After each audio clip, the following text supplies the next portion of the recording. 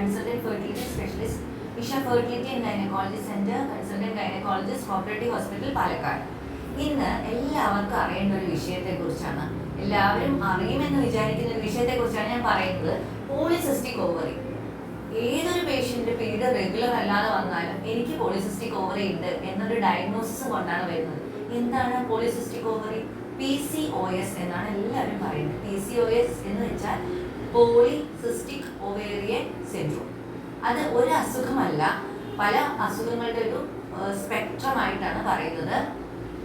Polycystic ഓവറിയിൽ ഉണ്ടാകുന്ന ലക്ഷണങ്ങളെ കുറിച്ച് പറയുകയാണെങ്കിൽ ആദ്യം തന്നെ ഇപ്പോൾ പറഞ്ഞ പോലെ ഇറഗുലർ ആയിട്ടുള്ള പീരീഡ്സ്, ആർത്തവം ക്രമം തെറ്റി വരിക, ശരീരത്തിൽ വേണ്ടാത്ത സ്ഥലങ്ങളിൽ male pattern of hair growth എന്ന് പറയും, താടി മുടി മീശ പോലത്തെയൊക്കെ വരിക, അങ്ങനെയുള്ള അസുഖം.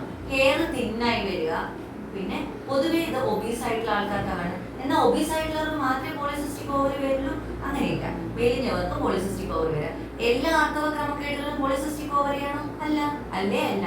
പലതരം അസുഖങ്ങളും പോളിസിസ്റ്റിക് ഓവറിയുടെ പോലെയുള്ള ലക്ഷണങ്ങളായി പ്രത്യക്ഷപ്പെടാവുന്നതാണ്. ഫോർ എക്സാമ്പിൾ, തൈറോയിഡിന്റെ പ്രശ്നം ഉണ്ടെങ്കിലും ആർത്തവ ക്രമക്കേടുകൾ വരാം. അപ്പോൾ അതിനെക്കുറിച്ച് വിശദമായിട്ട് ഞാൻ നമ്മുടെ യൂട്യൂബ് ചാനലിൽ പറയാം.